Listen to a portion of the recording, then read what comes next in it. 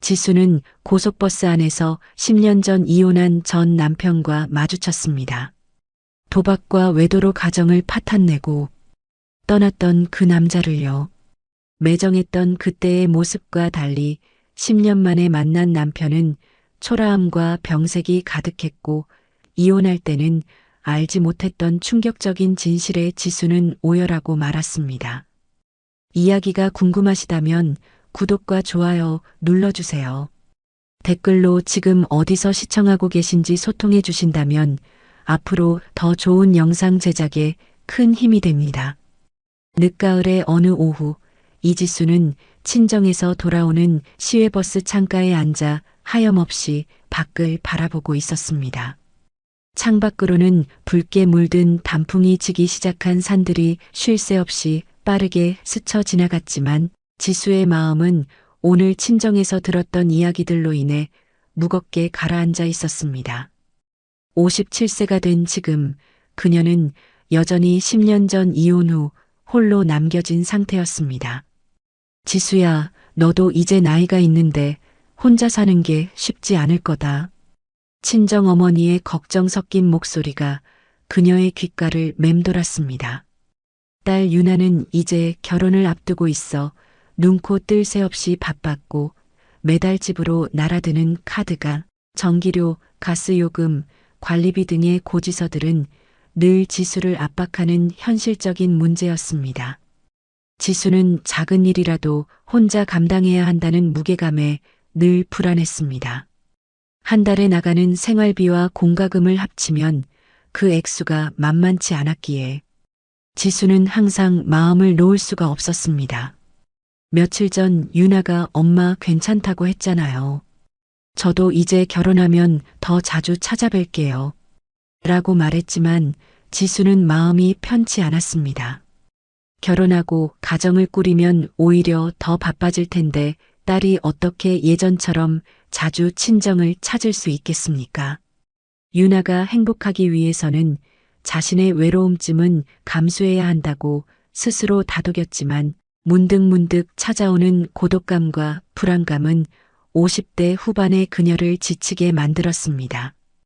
홀로 남은 자신의 상황을 누군가에게 의지하거나 하소연하고 싶지 않았지만 생활 전선에서 느껴지는 피로감은 그녀를 점점 더 침묵하게 만들었습니다. 버스가 중간 휴게소에 잠시 정차했을 때 지수는 화장실에 다녀오기 위해 잠시 자리에서 몸을 일으켰습니다. 그때 뒷좌석 쪽에서 너무나도 익숙한 목소리가 들렸습니다. 순간 지수는 심장이 멈추는 듯 했습니다. 아니요. 괜찮습니다. 그냥 서울까지만 가면 돼요. 그 목소리는 10년 전 마지막으로 이혼 서류에 도장을 찍던 날 이후로 단 한 번도 들어본 적이 없는 전 남편 박서준의 목소리였습니다. 지수의 심장이 잠시 멈췄다가 다시 격렬하게 뛰기 시작했습니다. 그녀는 혹시나 하는 마음에 천천히 몸을 돌려 뒷좌석 쪽을 바라보았습니다. 정말로 그 사람이었습니다. 박서준, 그녀의 전 남편. 그는 10년 전과는 몰라보게 달라져 있었습니다. 예전보다 훨씬 많이 마르고 늙어 보였으며 머리카락은 하얗게 새어 있었고 옷차림 역시 매우 초라했습니다. 과거 그가 대기업에서 일할 때는 늘 흐트러짐 없는 맞춤 정장과 윤기 나는 구두를 고집했었습니다. 회사 임원까지 바라보던 촉망받는 엘리트였기에 늘 자신감과 위엄이 넘쳤습니다. 그런 그가 지금은 왠지 모를 병색과 초췌함이 가득한 모습으로 시외버스 뒷자리에 앉아 있는 것을 보자 지수는 마음이 복잡 미묘해졌습니다. 그는 옆자리 승객이 건넨 말에 정중하고 조용하게 대답하고 있었습니다. 그의 조용한 말투와 차분한 태도는 10년 전이나 지금이나 변함이 없었습니다. 지수는 서둘러 고개를 돌려 다시 창밖을 바라보았습니다. 가슴은 여전히 격렬하게 뛰고 있었고 10년 만의 재회가 이렇게 갑작스럽고 이런 장소에서 이루어질 줄은 꿈에도 상상하지 못했습니다. 휴게소에서 사람들이 버스에서 내리고 타는 소리가 들려왔지만 지수는 자리에 얼어붙은 듯 일어날 수가 없었습니다. 서준과 눈이라도 마주칠까봐 그 짧은 순간의 시선 교환조차도 두려웠기 때문입니다. 화장실에 가고 싶었지만 그녀는 그마저도 꼭 참아낼 수밖에 없었습니다. 왜 하필 오늘 이 버스에서 만나게 된 걸까? 오늘 친정에서 혼자 사는 것에 대한 걱정을 듣고 온 참인데 하필 그 사람을 만나다니. 마치 잊고 살았던 과거가 나를 찾아와 붙잡는 기분이었습니다. 그가 내 앞에서 이렇게 망가진 모습으로 나타나다니. 지수는 속으로 수없이 되뇌었습니다. 이 우연이 그녀의 무거운 마음을 더욱더 짓누르는 것 같았습니다. 버스는 정해진 휴식 시간을 마치고 다시 서울을 향해 출발했지만 지수는 도저히 편안할 수가 없었습니다. 바로 뒤에 앉아 있는 서준의 존재감이 온몸으로 생생하게 느껴졌습니다. 서준도 자신을 알아보았을지 궁금했지만 뒤돌아볼 용기는 끝내 나지 않았습니다. 잠시 후 서준이 조용히 기침하는 소리가 들려왔습니다. 결혼 생활 20년 동안 그는 환절기만 되면 기침을 달고 살았는데 아직도 그런 모양이었습니다. 그는 감기에 걸려도 큰 소리를 내지 않고 항상 조용히 참고 견디는 타입이었습니다. 그런 서준이 지금도 홀로 기침을 참고 있는 모습이 지수에게는 익숙하면서도 낯설게 느껴졌습니다. 도박 때문에 집안을 망쳐놓고 지금은 어떻게 살고 있는 걸까? 혹시라도 큰 병에 걸린 건 아닐까? 이혼할 당시 지수는 서준이 도박 빚에 시달리고 있다는 이야기를 들었습니다. 그래서 어쩔 수 없이 이혼에 동의했었습니다. 딸 유나를 위해서라도 더 이상 그와 함께할 수 없다고 판단했죠. 게다가 당시 지인들 사이에서는 서준이 도박뿐만 아니라 외도까지 했다는 끔찍한 소문이 돌았습니다. 그 소문들은 너무나 구체적이었고 지수는 그로 인해 엄청난 수치심과 고통을 겪었습니다.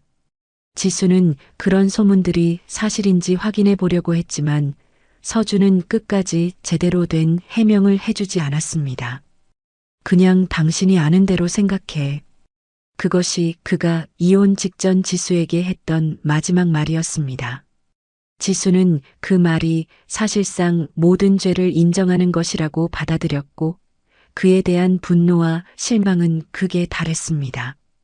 어쩌면 이 짧은 한마디가 20년 결혼 생활의 마침표가 될 줄은 그때 미처 알지 못했습니다. 버스 안에서 다시 그를 마주한 지금 10년 전의 배신감과 분노가 다시금 지수를 덮쳐왔지만 동시에 왠지 모를 복잡한 감정도 함께 피어났습니다. 그렇게 매정하게 집을 나간 사람이 왜 저렇게 초라해진 거지? 혹시 정말 나쁜 사람은 내가 아니라 다른 사람이었던 건 아닐까? 아니, 도박과 외도는 명백한 사실이었어. 소문과는 다른 내가 알지 못하는 진실이 있었던 걸까? 지수는 혼란스러운 감정을 느꼈습니다. 서울에 가까워질수록 지수의 마음은 더욱 복잡해졌습니다. 서준은 여전히 뒤에 앉아 있었고 가끔 들리는 기침 소리와 옷깃 스치는 소리만이 그의 존재를 알리고 있었습니다. 10년 전 마지막으로 그를 만났을 때 그는 여보, 미안해. 정말 미안해. 라고 말했지만 지수는 그의 사과를 받아줄 수 없었습니다. 20년 결혼 생활이 도박과 외도 때문에 무너진다는 사실을 도저히 받아들일 수 없었기 때문입니다. 특히 대학 2학년이던 유나가 아버지에게 크게 실망했던 그 기억은 지수의 마음속에 지워지지 않는 상처로 남아 있었습니다. 아빠는 정말 그런 사람이었어요? 이혼 소송이 진행되던 중에 딸 유나가 물었던 그 슬픈 질문에 지수는 뭐라고 대답해야 할지 몰라. 그저 고개만 끄덕였던 과거가 선명하게 떠올랐습니다. 딸의 눈에 비친 실망감을 잊을 수가 없었습니다. 이제 창밖으로 서울 외곽의 아파트 단지들이 보이기 시작했습니다. 이제 정말 곧 터미널에 도착할 시간이었습니다. 지수는 가방을 단단히 고쳐매고 터미널에 도착하자마자 재빨리 하차하여 그와 마주치는 것만은 피하려고 했습니다. 하지만 마음 한구석에서는 그가 지금 어떻게 살고 있는지, 건강은 괜찮은지, 그리고 10년이라는 세월이 그를 어떻게 변화시켰는지 궁금해하는 또 다른 감정이 고개를 들고 있었습니다. 거실 소파에 앉아 오늘 하루를 정리해 보려고 했지만 머릿속에는 온통 서준의 야윈 얼굴과 병색 가득한 모습만이 맴돌았습니다. 그 사람은 지금 어디에 살고 있을까? 혼자일까? 아니면 그 소문의 여인과 함께일까? 이미 10년 전에 모든 감정을 정리했다고 믿었는데 왜 지금 와서 이런 부질없는 생각들이 드는 건지 지수는 스스로 이해할 수 없었습니다. 부엌에 서서 물 한 잔을 마시며 창밖의 어둠을 바라보았습니다. 가로등 불빛이 하나둘 켜지기 시작했지만 그녀의 복잡한 마음은 쉽게 정리될 것 같지 않았습니다. 며칠이 지나도 지수는 시외버스에서 본 서준의 모습을 잊을 수가 없었습니다. 평소보다 일찍 잠자리에 들어도 좀처럼 잠이 오지 않았고 낮에 집안일을 하다가도 불쑥불쑥 그 사람의 생각이 떠올랐습니다. 특히 서준의 초췌해진 모습이 계속 마음에 걸렸습니다.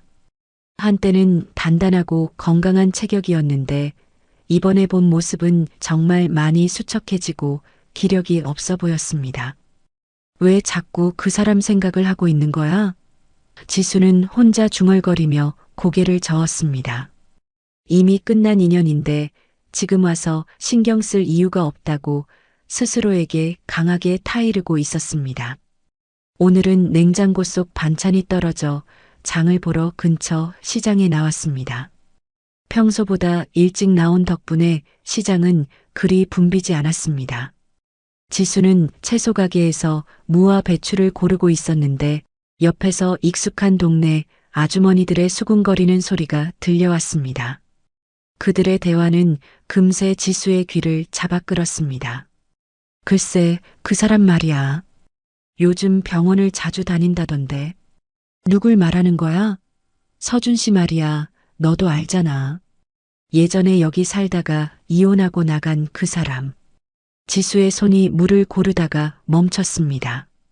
심장이 다시 빠르게 뛰기 시작했습니다. 아, 그 사람. 도박하고 바람 피워서 쫓겨난 그 사람 말이지. 맞아, 맞아. 그런데 요즘 큰 병원을 자주 다닌다는 거야. 혹시 큰 병이라도 생긴 게 아닐까? 지수는 아주머니들의 대화에 정신을 집중했습니다. 서준이 병원을 다닌다는 이야기가 왠지 모르게 마음에 걸렸습니다. 누가 그런 이야기를 했어? 아니, 우리 집 사돈이 성심병원에서 일하는데 서준 씨를 몇 번 봤다는 거야. 꽤 자주 온다고 하더라고. 어머나, 그럼 정말 큰 병인가 보네. 그래도 혼자 사니까 걱정이긴 하겠어. 아주머니들의 대화는 곧 다른 주제로 넘어갔지만 지수는 그 이야기가 머릿속에서 떠나지 않았습니다. 도박 때문에 모든 것을 잃은 서준이 홀로 큰 병을 앓고 병원을 다니고 있다는 사실이 왜 이렇게 그녀를 무겁게 만드는 걸까요? 지수는 서둘러 장을 다 보고 집으로 돌아왔습니다. 평소 같으면 시장에 다녀오면 기분이 좋아지곤 했지만 오늘은 서준에 대한 이야기 때문에 마음이 계속 무거웠습니다. 집에 도착해서 장 본 것들을 정리하면서도 그녀의 생각은 온통 서준에게 집중되었습니다. 정말 큰 병에 걸린 걸까? 그렇다면 혼자서 어떻게 견디고 있을까? 거실. 소파에 앉아 우편함에서 가져온 고지서들을 정리하던 지수는 한숨을 쉬며 계산기를 두드렸습니다. 유나의 결혼 준비 때문에 더 절약해야 했습니다. 그때 문득 생각이 났습니다. 서준 씨도 혼자 살면서 이런 고지서들과 씨름하고 있을까? 거기에 병원비까지 더해진다면 얼마나 힘들까? 결혼했을 때는 두 사람이 함께 가계부를 정리하며 경제 관리를 철저히 했었습니다. 여보, 이번 달은 좀 절약해야겠어. 유나 학원비도 올랐고. 알았어. 내가 용돈도 좀 줄일게. 그런 대화를 나누던 때가 있었는데 도박 문제가 불거지기 시작하면서부터 그 모든 것이 사라져버렸습니다. 지수는 부엌으로 가서 저녁 준비를 시작했습니다. 혼자 먹는 밥이라 간단하게 김치찌개를 끓이기로 했습니다. 김치찌개를 끓이면서도 그녀는 또 과거를 떠올렸습니다. 서준은 김치찌개를 참 좋아했었습니다. 여보, 김치찌개 정말 맛있어. 어떻게 이렇게 맛있게 끓이는 거야? 그냥 엄마한테 배운 대로 하는 건데 뭐. 아니야. 우리 엄마가 끓인 것보다 훨씬 맛있어. 그때는 남편이 자신의 요리를 좋아한다는 것이 그렇게 뿌듯할 수가 없었습니다. 지금은 홀로 조용히 밥을 먹어야 한다는 사실이 그녀의 마음을 더욱 쓸쓸하게 만들었습니다. 식탁에 앉아 밥을 먹으면서도 그녀의 마음은 무거웠습니다. 서준이 정말 아픈 건지, 혼자서 얼마나 힘들어하고 있는지 자꾸만 궁금해졌기 때문입니다. 왜 이렇게 신경이 쓰이는 걸까? 그녀는 스스로에게 물었지만 답을 찾을 수 없었습니다. 분명 이혼한 지 10년이나 됐는데도 그의 초라한 기침 소리와 병원 소식은 그녀의 마음을 깊숙이 파고들었습니다. 결국 지수는 설거지를 하며 결심했습니다. 내일은 그 병원 근처에 가서 직접 확인해 봐야겠어. 정말로 서준이 그 병원을 다니는지 얼마나 심각한 상태인지 알아보고 싶다. 그녀는 이것이 단지 오랫동안 알고 지낸 사람에 대한 궁금증일 뿐이라고 스스로를 합리화했습니다. 다른 의미는 없다고 단호하게 말했지만 마음 한구석에서는 걱정 그리고 희미한 그리움 같은 복잡한 감정들이 꿈틀거리고 있었습니다. 이튿날 지수는 아침부터 분주했습니다. 마음을 굳게 먹고 시내에 있는 성심병원으로 향했습니다. 쌀쌀한 늦가을 바람에 카디건을 더 여며 입었습니다. 병원에 도착하니 로비에는 휠체어를 탄 환자들과 보호자들로 가득했습니다. 지수는 어디서부터 서준을 찾아야 할지 막막했습니다. 일단 1층 안내 데스크 근처에서 서성거리며 그가 나타나기를 기다려보기로 했습니다. 혹시나 하는 마음에 1시간을 기다렸지만 서준의 모습은 보이지 않았습니다. 지수는 병원 주변을 천천히 걸어보기로 했습니다. 병원 정문 앞 벤치에 앉아 사람들이 드나드는 모습을 지켜봤습니다. 그리고 정말 운이 좋았는지 오후 2시쯤 되어서야 서준이 병원에서 나오는 모습을 발견했습니다. 지수는 놀라서 벤치에서 벌떡 일어났습니다. 서준은 며칠 전 버스에서 본 것보다도 훨씬 더 지쳐 보였습니다. 걸음걸이는 예전처럼 씩씩하지 않았고 얼굴빛도 눈에 띄게 안 좋았습니다. 지수는 멀리서 그를 따라가기 시작했습니다. 그가 어디로 가는지 어떤 상태인지 눈으로 직접 확인하고 싶었기 때문입니다. 서준은 병원 앞 버스 정류장에 서서 버스를 기다렸습니다. 지수도 거리를 두고 떨어진 곳에서 그를 지켜봤습니다. 서준이 버스를 타자 지수도 버스 타는 사람들 제일 뒤에서 따라 버스를 탔습니다. 모자를 푹 눌러 쓰긴 했지만 들킬까봐 가슴이 뛰었습니다. 몇 정거장을 지나서 서준이 내렸고 지수도 멀찍이 따라갔습니다. 서준은 오래된 가람동 연립주택 단지로 들어갔습니다. 여기에 살고 있구나. 지수는 서준이 들어간 건물을 확인했습니다. 그곳은 예전에 유나와 함께 살던 쾌적한 아파트에 비하면 너무나도 초라한 낡고 허름한 빌라였습니다. 지수는 더 이상 따라가지 않고 근처의 한 카페로 들어갔습니다. 직접 그와 마주칠 용기는 아직 나지 않았기 때문입니다. 따뜻한 커피를 시키고 창가 자리에 앉은 지수는 생각에 잠겼습니다. 정말 많이 힘들게 살고 있구나. 서준의 주거 환경을 보니 그가 경제적으로 매우 어렵다는 사실이 분명했습니다. 도박으로 돈을 탕진한 게 사실이라 해도 그의 지금 모습은 너무나 가엾게 느껴졌습니다.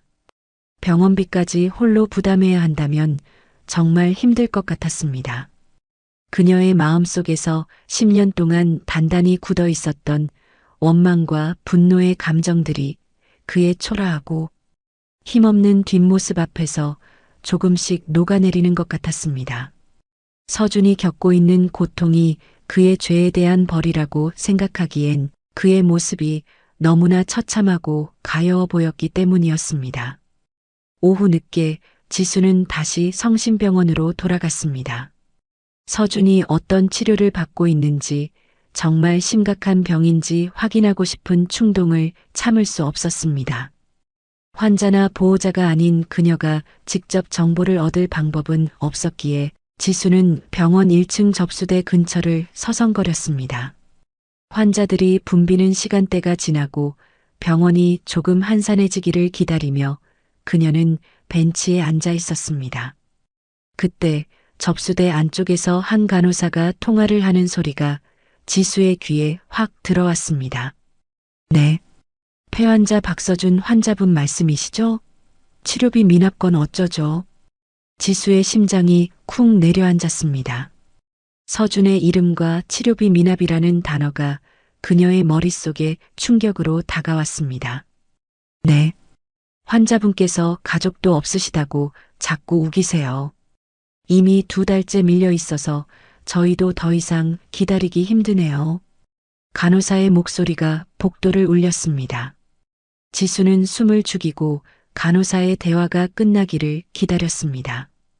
간호사가 전화를 끊자마자 그녀는 그 자리를 벗어나 복도 구석으로 몸을 숨겼습니다. 충격과 슬픔이 뒤섞인 감정이 그녀의 가슴을 짓눌렀습니다. 폐에 문제가 있다고 했던가. 서준이 가족에게 짐이 되기 싫어 홀로 모든 고통을 감당하고 있다는 사실이 분명했습니다. 10년 전 딸의 미래를 위해 자신을 버렸던 그 방식 그대로 지금도 그는 고집스럽게 혼자만의 싸움을 하고 있었습니다. 그렇게 매정했던 사람이 왜 지금은 이렇게 혼자서 철양맞게 하고 있는 걸까? 지수는 혼란스러웠습니다. 지수는 병원을 나와 집으로 향하는 지하철 안에서 많은 생각을 했습니다. 10년 전 이혼 당시 서준의 모습과 지금의 모습이 전혀 연결되지 않았습니다. 만약 그가 정말 도박으로 돈을 탕진하고 외도를 일삼았던 사람이라면 이렇게 병원비를 못 낼 정도로 어려워지면서도 왜 가족에게만큼은 절대로 연락하지 말아 달라고 했을까요?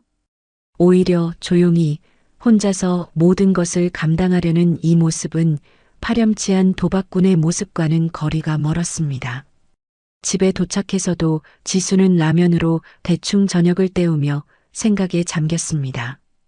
서준은 결혼했을 때 라면 같은 간편식은 좋아하지 않았습니다. 꼭 밥과 제대로 된 반찬을 고집했던 그가 지금은 어떤 식사를 하고 있을지 상상하니 마음이 아팠습니다. 그녀는 과거를 다시 떠올려 보았습니다. 이혼 직전 몇 달 동안 서준은 말이 없었습니다. 무슨 일이 있었는지 제대로 설명하지도 않았고 그저 조용히 모든 것을 받아들이기만 했습니다. 여보, 도대체 무슨 일이에요? 사람들이 하는 말이 정말이에요? 그녀의 질문에 서준은 늘 그냥 당신이 아는 대로 생각해 라고만 대답했었습니다. 그때는 그게 모든 죄를 인정하는 것처럼 보였지만 지금 생각해보니 이상했습니다. 정말 자신이 잘못했다면 변명이라도 하려고 했을 텐데 서준은 그런 모습을 전혀 보이지 않았습니다. 며칠 후 지수는 딸 유나에게 아버지 이야기를 꺼내볼까 망설였습니다. 괜히 예전 일을 들춰내 유나의 마음을 복잡하게 만들고 싶지 않았기 때문입니다. 하지만 서준의 초췌한 모습과 미납된 치료비가 그녀의 머릿속을 떠나지 않았습니다. 그러던 어느 날 오후 지수는 집 근처 마트에서 장을 보고 나오다가 익숙한 사람과 마주쳤습니다.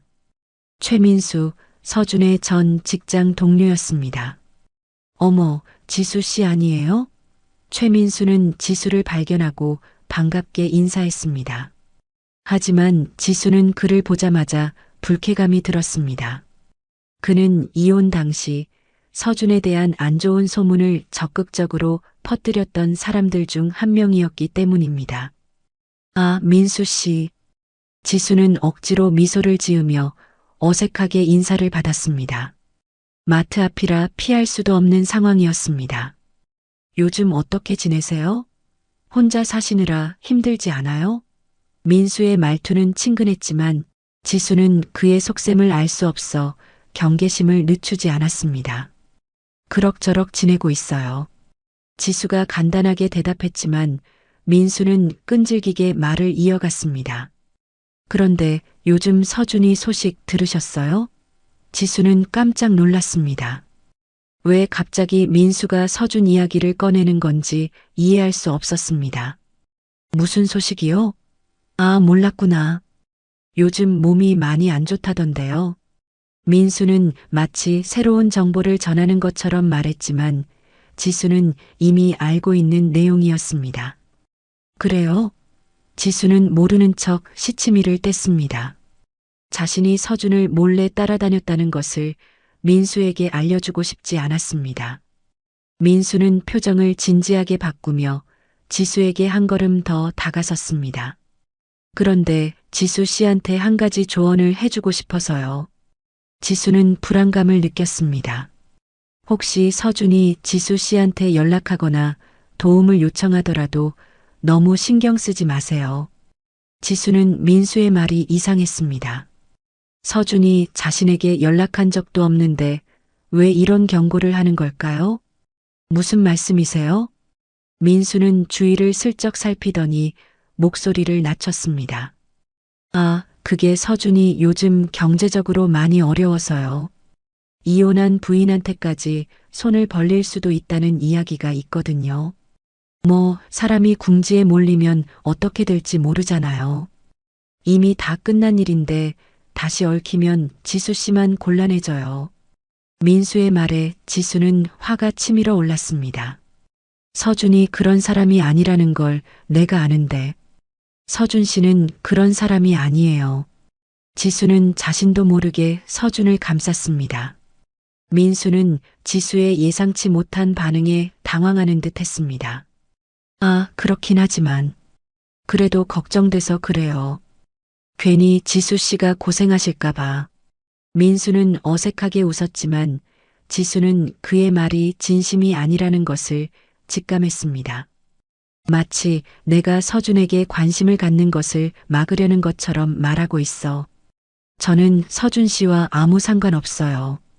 걱정해 주셔서 고맙지만요. 지수는 냉정하게 말했습니다. 더 이상 민수와 이야기하고 싶지 않았기 때문입니다. 아, 네. 그럼 저는 이만 가볼게요. 민수는 아쉬운 듯 인사하고 서둘러 자리를 떴습니다. 집으로 돌아오는 길에 지수는 민수와의 대화를 계속 곱씹었습니다. 왜 그는 갑자기 나타나서 서준에 대한 안 좋은 소문을 다시 상기시키고 마치 경고하듯 서준과 멀리하라고 했을까요?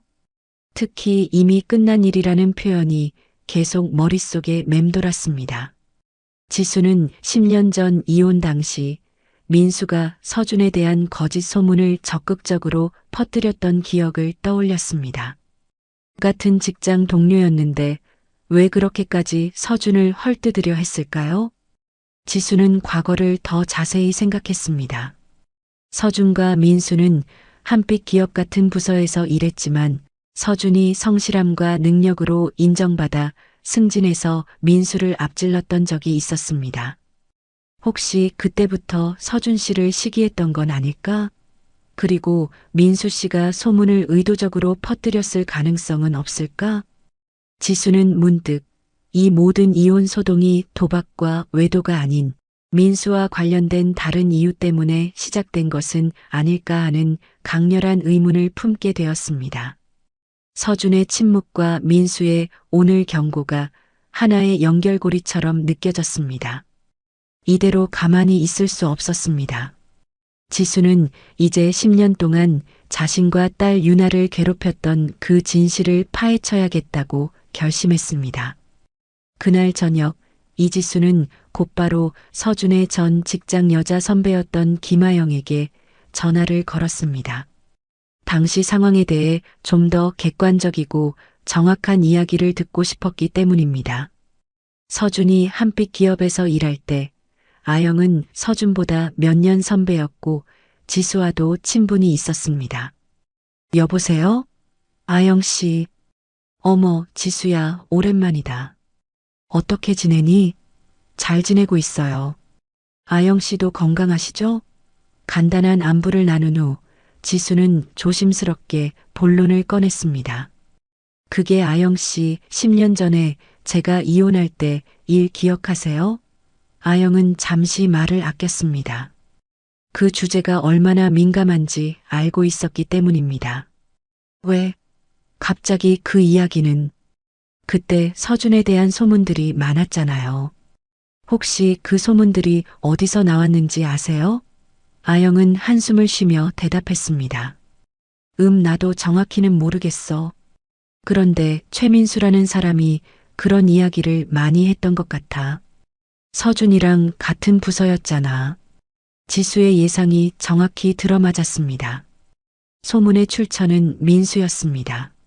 최민수요? 맞아요. 서준 씨와 같은 부서였던. 맞아. 그 사람이 동네에서도 회사 주변에서도 서준 욕을 많이 했어. 도박한다. 바람핀다. 그런 이야기들 말이야. 나중에 생각해보니 이상했지. 같은 회사 사람인데 왜 그렇게 남의 험담을 하고 다녔는지. 게다가 민수는 예전부터 서준을 좀 시기하는 눈치였거든. 지수는 더욱 확신이 섰습니다.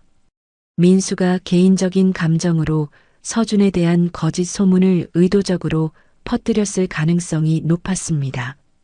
그런데 아영 씨, 그때 서준 씨는 그런 소문에 대해 뭐라고 하던가요? 회사에 해명 같은 거 안 했어요? 그게 이상했어. 서준은 아무 말도 안 하더라. 그냥 조용히 있더라고. 보통 억울하면 해명이라도 하기 마련인데 서준이 워낙 과묵한 사람이긴 했지만 그때는 정말 이상했지. 지수는 아영의 말을 곱씹었습니다. 왜 해명하지 않았을까? 정말 사실이어서 할 말이 없었던 걸까? 아니면 다른 이유가 있어서 말을 못했던 걸까? 혹시 나쁜 소문이 더 커질까봐 침묵했던 건 아닐까? 아영 씨, 혹시 그 당시에 서준이 정말 이상한 행동을 했나요? 직장 내에서 도박 때문에 문제를 일으키는 걸 직접 보신 적 있으세요? 글쎄, 나는 별로 못 봤어. 그냥 평소와 똑같이 조용히 지내더라고. 오히려 더 조용해지고 얼굴이 어두워진 것 같았지. 회사에서는 워낙 인정받던 사람이었고, 아영의 증언은 지수의 의심을 더욱 확고하게 만들었습니다. 서준이 정말 문제가 있었다면 뭔가 불안한 행동을 보였을 텐데, 그는 오히려 모든 것을 감추듯 침묵했습니다. 전화를 끊은 지수는 결심했습니다. 이제 더 이상 소문이나 짐작에 의존할 수 없었습니다. 10년 전 이혼에 숨겨진 진실을 파헤쳐야 했습니다.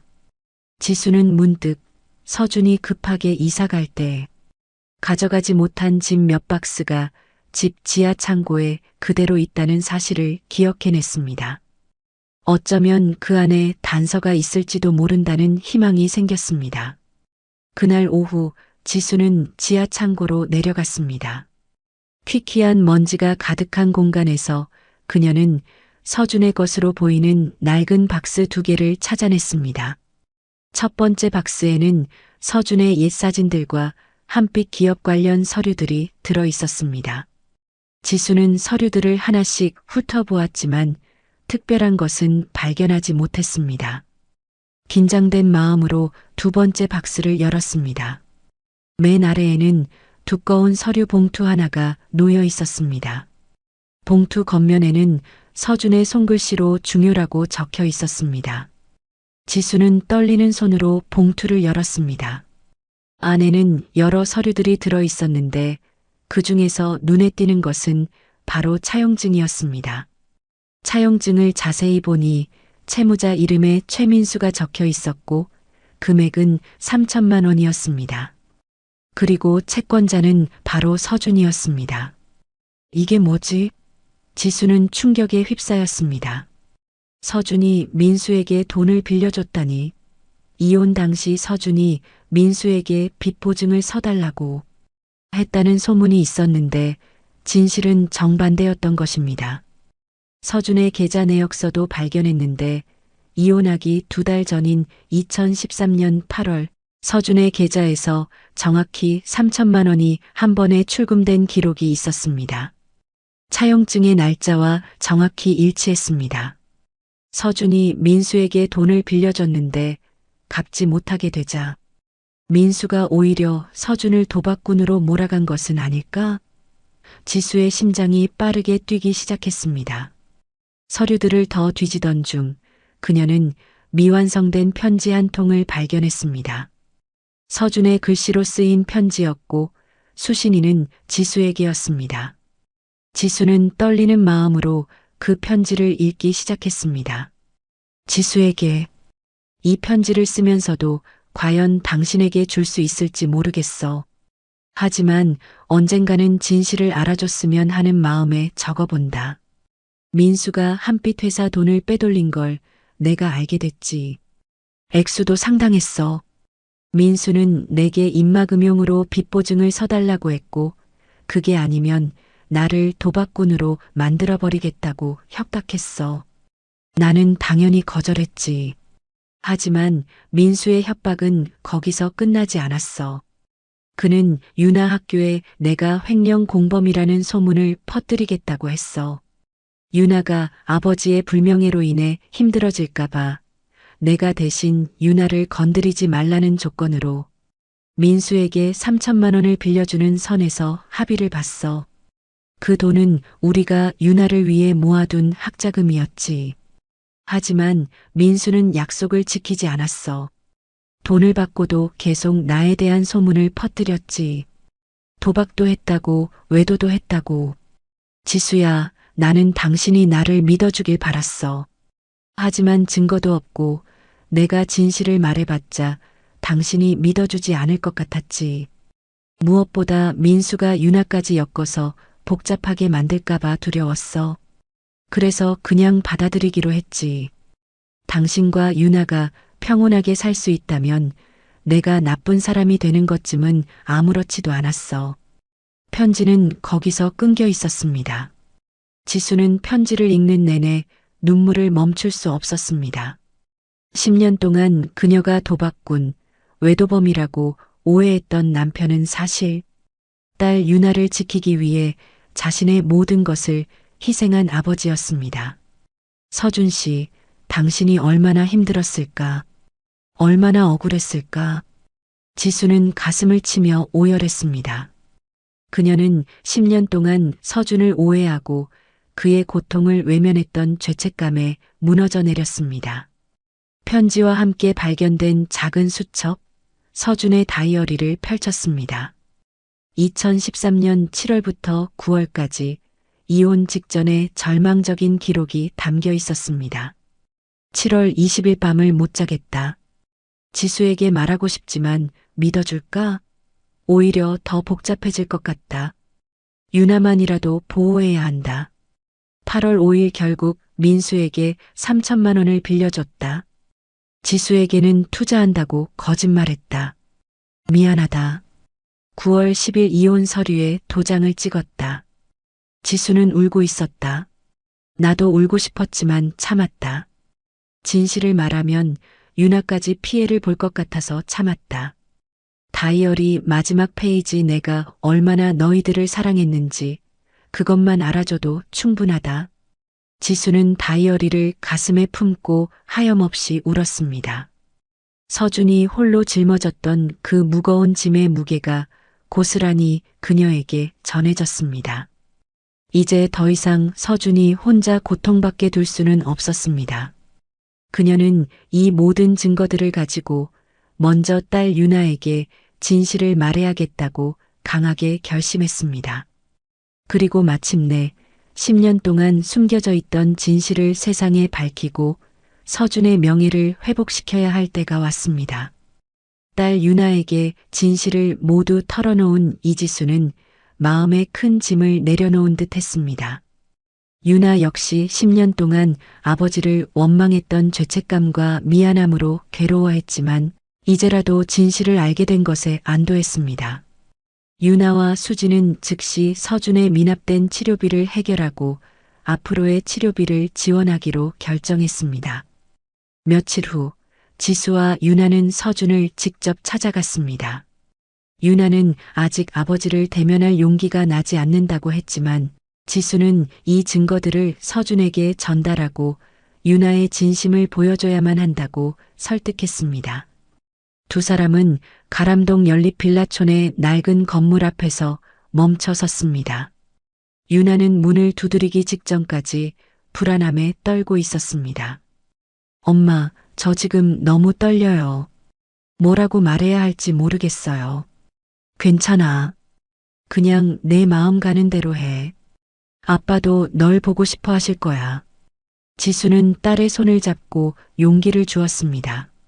지수가 문을 두드리자 잠시 후 서준이 문을 열었습니다. 그는 갑작스러운 방문에 당황하는 기색이 역력했습니다. 그러나 현관 앞에 서 있는 딸 유나를 보자 그의 눈빛은 10년 만에 가장 크게 흔들렸습니다. 유나야, 서준의 목소리는 떨렸고 깊은 슬픔과 기쁨이 뒤섞인 감정이었습니다. 10년 만에 마주한 아버지와 딸 사이에는 어색하고 무거운 침묵이 흘렀습니다. 서준은 야윈 얼굴로 문틀에 기대어 서 있었고 유나는 차마 고개를 들지 못하고 바닥만 바라보았습니다. 지수가 먼저 입을 열었습니다. 서준 씨, 이거 보세요. 지수는 서둘러 차용증과 편지, 다이어리를 서준에게 내밀었습니다. 서준은 그것들을 보고는 깜짝 놀랐습니다. 자신이 그토록 찾았으나 포기했던 증거들이었습니다. 이걸 어디서 찾았어? 창고에 당신이 두고 간 박스에서요.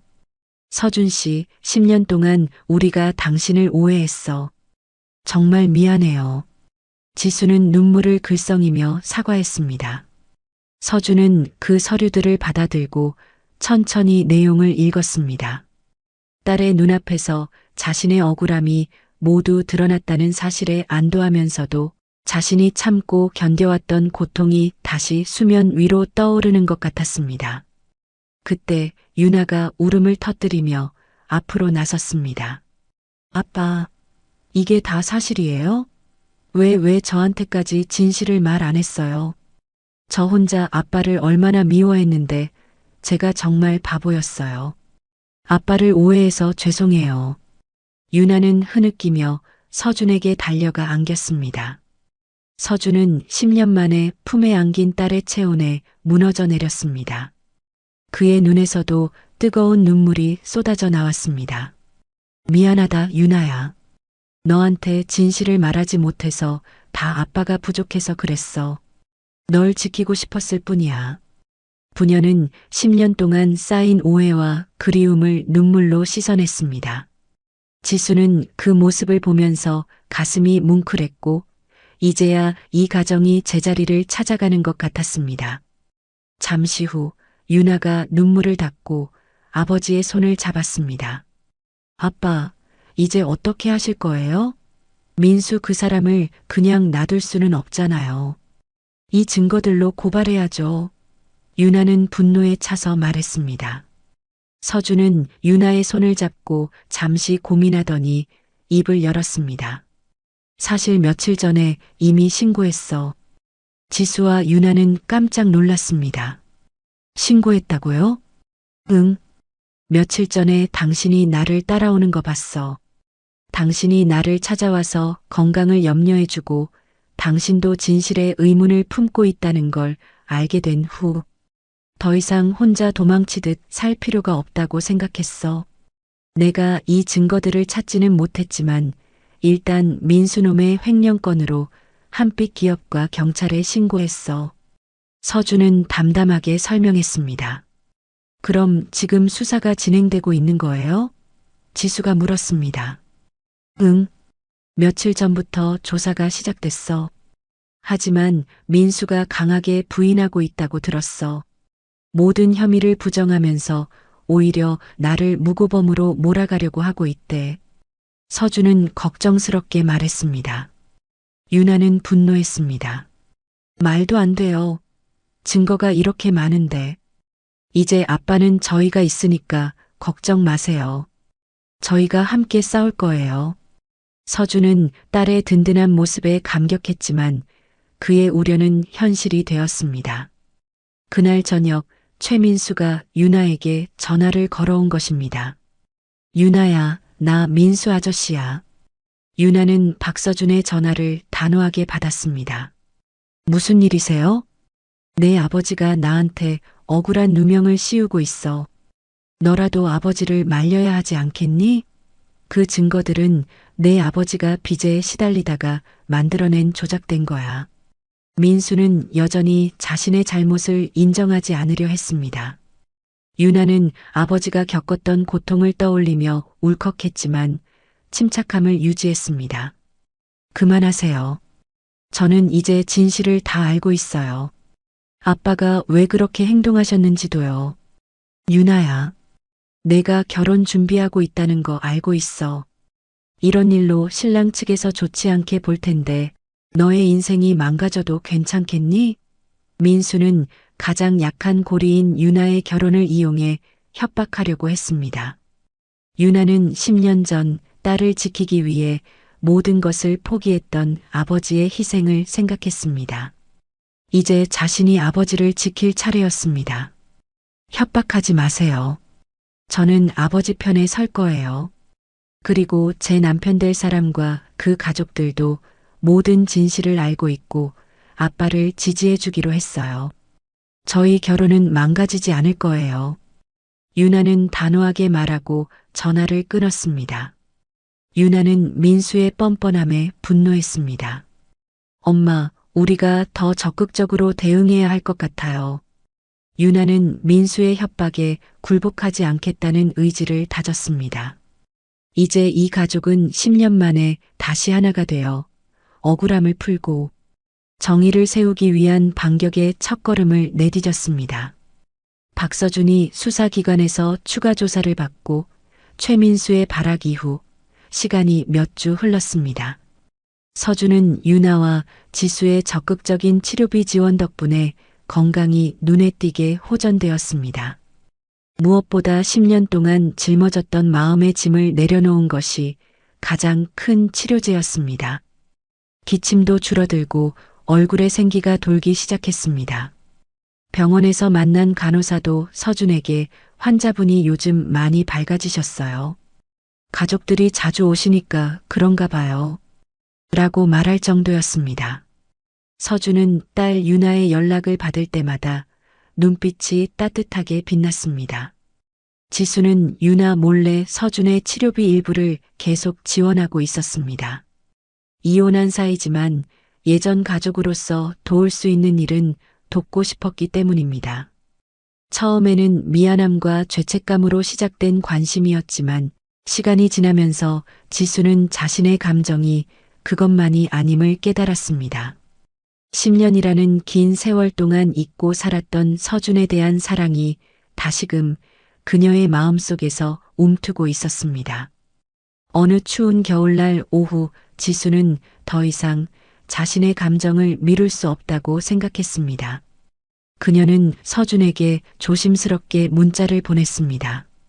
서준 씨, 시간 있으시면 잠깐 만날 수 있을까? 그냥 하고 싶은 이야기가 있어요. 중요한 이야기야.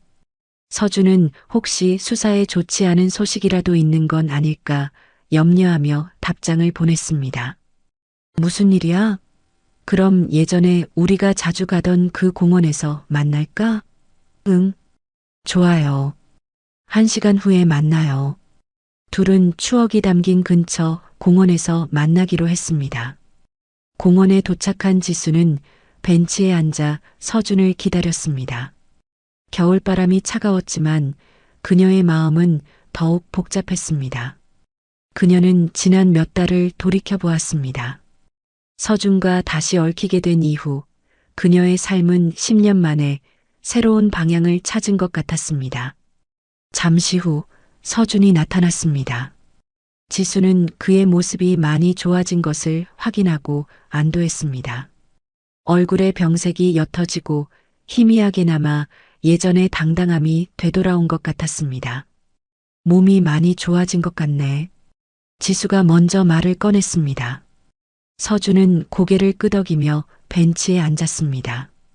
유나가 치료비를 지원해줘서 제대로 치료받을 수 있게 됐어. 정말 고마워. 당신 아니었으면 유나랑도 영영 화해하지 못했을 거야. 서준은 딸 유나의 이야기를 할 때마다 목소리가 따뜻해졌습니다. 당연한 일이죠. 딸이 아버지를 돕는 게. 지수는 스스로도 서준의 치료에 보탬이 되었다는 사실을 말하고 싶었지만 굳이 언급하지 않았습니다. 유나가 요즘 결혼 준비로 바쁘던데 아버지 생각을 정말 많이 해요. 결혼식 축사를 꼭 아버지가 해주셨으면 좋겠다고 하던데. 지수의 말에 서준의 얼굴이 감격으로 물들었습니다. 10년 동안 가슴 깊이 묻어두었던 꿈이 현실이 되고 있었습니다. 지수는 용기를 내어 진심을 고백했습니다. 서준 씨, 제가 정말 사과하고 싶은 말이 있어요. 서준은 고개를 들어 지수를 바라보았습니다. 10년 전에 당신을 믿어주지 못해서 정말 미안해요. 소문만 듣고 당신을 도박꾼, 외도범이라고 믿었어요. 20년을 함께 산 사이인데 제가 당신을 더 믿어줬어야 했어요. 지수의 진심 어린 사과에 서준은 담담한 쓴웃음을 지었습니다. 여보, 그때 상황에서는 어쩔 수 없었어. 나도 제대로 설명을 못 해줬으니까. 당신 탓이 아니야. 지수는 고개를 저었습니다. 아니에요. 제가 당신을 더 믿어줬어야 했어요. 이 말을 하기 위해 그녀는 얼마나 많은 밤을 고민하고 용기를 내야 했는지 모릅니다. 서준은 조심스럽게 지수의 손을 잡았습니다. 10년 만에 다시 잡는 그 손은 여전히 따뜻했고 익숙한 온기가 전해졌습니다. 지수야, 나는 오히려 고마워. 당신 덕분에 당신과 유나와 화해할 수 있었잖아. 당신이 진실을 찾아내지 않았다면 나는 평생 딸과 멀어져 살았을 거야. 지수의 눈가에 눈물이 고였습니다. 당신은 저를 원망하지 않아요? 끝까지 당신 믿어주진 못한 저를. 지수의 목소리가 떨렸습니다. 서준은 잠시 생각에 잠겼습니다. 지수야, 그건 내 선택이었어. 당신 탓이 아니야. 다만 처음에는 조금 서운했어. 나를 믿어주지 않는다는 사실이. 하지만 시간이 지나면서 이해하게 됐어. 당신 입장에서는 그럴 수밖에 없었다는 걸. 유나와 당신이 평안하게 사는 게 나에게는 더 중요했거든. 그게 내 역할이라고 생각했어. 서준의 절절한 고백에 지수는 더 이상 말을 잇지 못하고 눈물을 흘렸습니다. 그녀는 그제서야 서준이 자신들을 얼마나 깊이 사랑했는지 깨달았습니다. 서준 씨, 당신은 정말 너무 착해요. 왜 혼자서만 그렇게 감당하려고 했어요? 지수야, 내가 오히려 미안해. 좀 더 용기를 내서 진실을 말했어야 했는데 서준도 자신의 부족함을 인정했습니다. 차가운 겨울 공기 속에서 두 사람은 10년 동안 쌓인 오해와 감정들을 조용히 털어놓았습니다. 그때 서준이 주머니에서 뭔가를 꺼냈습니다. 바로 구겨진 시외버스표였습니다. 지수가 버스에서 그를 처음 다시 본 날의 표였습니다. 이게 뭐예요? 당신을 처음 다시 본 날의 버스표예요. 그날부터 계속 가지고 다녔어요. 혹시 당신과 다시 이야기할 날이 올까 해서. 서준은 부끄러워하며 설명했습니다. 지수는 서준이 그 버스표를 소중히 간직하고 있었다는 사실에 감동했습니다. 바보 같지? 이혼한 사이인데 이런 걸 간직하고 있다니. 서준은 자조적으로 웃었지만 지수는 그의 손을 꽉 잡아주었습니다. 바보 같은 게 아니에요. 감동적이에요. 그리고 지수는 깊은 숨을 내쉬고 용기를 내어 자신의 마음을 고백했습니다. 서준 씨, 솔직히 말하면 저도 10년 동안 당신을 잊지 못했어요. 계속 마음 한구석에 남아 있었어요. 그래서 버스에서 당신을 봤을 때도 그렇게 마음이 흔들렸나 봐요. 서준은 놀란 표정을 지었습니다. 정말? 나는 당신이 나를 완전히 잊었을 거라고 생각했는데. 서준은 지수의 눈을 바라보며 깊은 울림이 담긴 목소리로 말했습니다. 지수야, 나도 솔직히 말하면 아직도 당신을 사랑해. 서준의 고백에 지수는 가슴이 벅차올랐습니다. 저도 마찬가지예요. 지수 역시 용기를 내어 자신의 마음을 고백했습니다. 두 사람은 서로의 진심을 확인했습니다. 서준은 기쁨에 겨워 지수의 손을 놓지 못했습니다. 하지만 서준 씨, 우리 아직 좀 복잡해요. 10년이라는 세월이 하루아침에 사라질 수는 없잖아요. 지수는 조심스럽게 자신의 마음을 털어놓았습니다. 당연하지. 시간을 두고 천천히 생각해봐요. 하지만 분명한 건 이제 우리는 혼자가 아니라는 거야. 서준은 지수의 손을 꽉 잡으며 말했습니다. 해가 지기 시작했지만 두 사람의 마음은 따뜻한 희망으로 가득 찼습니다. 이지수와 서준이 서로의 진심을 확인하고 헤어진 후 시간이 몇 달 흘렀습니다. 추운 겨울이 지나고 따스한 봄이 찾아오면서 모든 것이 새로운 희망으로 가득 찬 듯 했습니다. 서준의 건강은 눈에 띄게 좋아졌고 얼굴에 완전히 생기가 돌아왔습니다. 10년 동안 그를 짓눌렀던 마음의 짐이 사라지고 유나와 지수가 건넨 사랑과 보살핌이 그 어떤 약보다 강력한 치료제가 되어준 것입니다. 그는 이제 정기적인 병원 검진 외에는 예전처럼 초췌한 모습을 보이지 않았습니다. 무엇보다 최민수에 대한 수사도 드디어 결론이 났습니다. 그가 회사 공금 횡령과 서준에 대한 무고 혐의로 기소되어 결국 한빛 기업에서도 해고당했다는 소식이 전해졌습니다. 서준의 명예는 공식적으로 회복되었고 10년 동안 그를 괴롭혔던 모든 억울함이 깨끗하게 씻겨나갔습니다. 지수와 서준은 자주 연락하며 서로의 관계를 조심스럽게 발전시켜 나갔지만 10년이라는 세월의 무게와 유나의 결혼이라는 중요한 행사를 앞두고 있었기에 재결합에 대해서는 신중하게 시간을 두고 생각하기로 했습니다. 하지만 두 사람의 마음속에는 이미 서로에 대한 변치 않는 사랑이 단단하게 자리 잡고 있었습니다. 그리고 오늘은 드디어 딸 유나의 결혼식 날이었습니다. 지수는 아침 일찍 서준에게 문자를 보냈습니다. 서준 씨, 오늘 정말 특별한 날이네요. 새로 맞춘 정장 잘 어울릴 거예요. 서준의 답장은 금세 도착했습니다. 고마워, 지수야. 당신 덕분에 이런 날을 맞을 수 있게 됐어. 유나한테 정말 고맙고 서준의 말끝은 뭉클한 감격으로 흐려져 있었습니다. 결혼식장에 도착하니 벌써 많은 하객들이 와 있었습니다. 지수는 입구 근처에서 서준을 발견했습니다. 새로 맞춘 네이비색 정장을 입은 서준은 10년 전 당당했던 모습이 되돌아온 듯 정말 멋있어 보였습니다. 잃었던 빛을 되찾은 듯 그의 눈빛은 맑고 자신감이 넘쳤습니다. 서준 씨, 지수가 부르자 서준은 돌아보며 환하게 웃었습니다. 정말 멋있어 보여요. 유나가 보면 깜짝 놀랄 거예요. 지수는 진심을 담아 칭찬했습니다. 10년 만에 다시 보는 그의 밝은 모습에 지수는 벅찬 기쁨을 느꼈습니다. 별 말씀을. 당신도 아주 아름다워.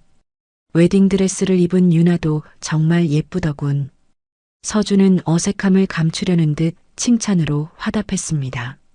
곧 결혼식이 시작되었습니다.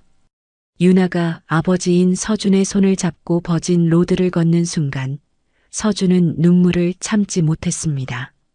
10년 동안 아버지를 부끄러워했던 딸이 이제는 당당하게 자신의 손을 잡고 걷는 그 감격스러운 순간은 서준의 가슴을 터질 듯하게 만들었습니다. 축사 시간이 되었습니다. 신랑의 아버지가 먼저 유쾌한 축사를 했고 다음은 서준의 차례였습니다.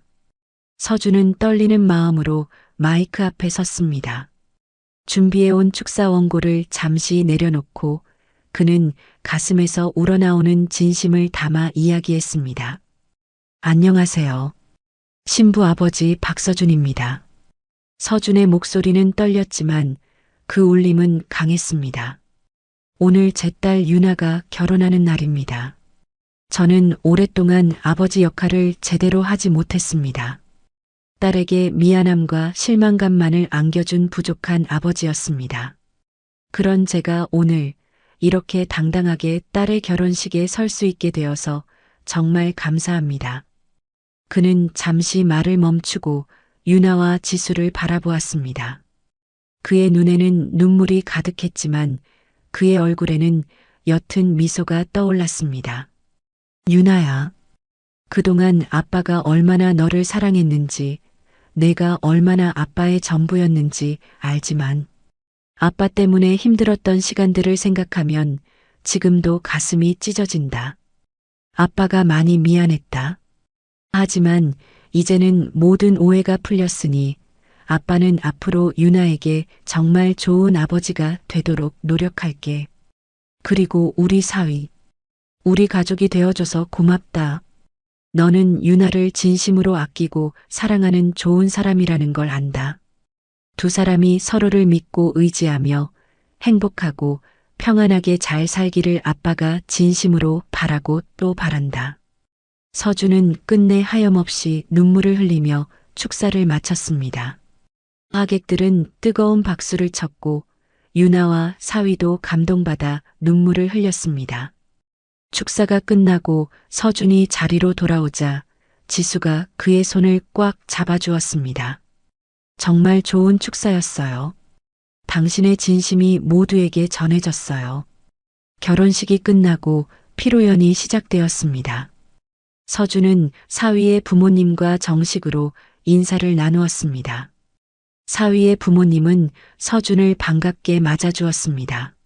아, 반갑습니다. 축사 정말 감동적이었어요. 유나를 참 좋은 아이로 키우셨더군요. 그들의 따뜻한 말 한마디에 서준은 10년 동안 쌓였던 마음의 응어리가 완전히 해소되는 것을 느꼈습니다. 피로연이 끝나고 사람들이 하나둘 떠날 때 지수와 서준은 식장 앞에 마지막까지 남아 있었습니다. 정말 완벽한 하루였네요. 우리의 유나가 이렇게 행복해하는 모습을 보니 기뻐요. 지수가 말했습니다. 서준은 아직도 감격에 젖어 있었습니다. 응, 꿈만 같아. 정말 이런 날이 올 줄 몰랐어. 결혼식장을 나오면서 둘은 함께 시외버스 정류장으로 향했습니다. 마침 그들이 처음 제외했던 바로 그 시외버스 노선 버스가 와 있었습니다. 이 버스 타고 가요. 지수가 제안했습니다. 서준도 고개를 끄덕였습니다. 버스에 오르자 기사가 친근하게 말을 걸어왔습니다. 결혼식 다녀오셨나 보네요. 두 분 참 잘 어울리시네요. 기사의 말에 지수와 서준은 서로를 바라보며 미소를 지었습니다. 버스가 출발하자 지수가 속삭였습니다. 이 버스에서 모든 게 시작됐네요. 맞아. 이 버스에서 모든 게 새로 시작되는 것 같아. 서준은 지수의 손을 조심스럽게 잡았습니다. 서준 씨, 우리 이제 다시 함께 할 수 있을까요? 지수는 용기를 내어 물었습니다. 서준은 지수의 손을 깍지 끼어 꽉 잡았습니다. 그의 눈에는 확신과 사랑이 가득했습니다.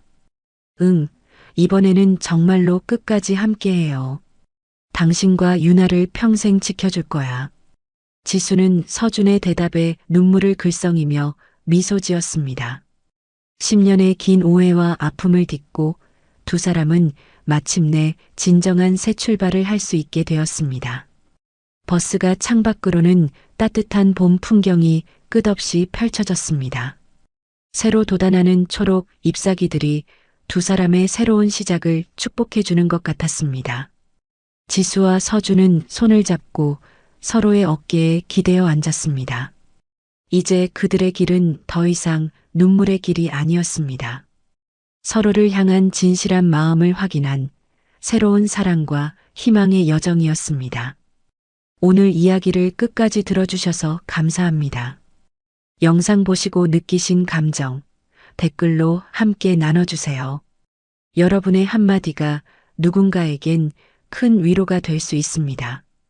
영상이 마음에 드셨다면 구독과 좋아요로 응원 부탁드립니다.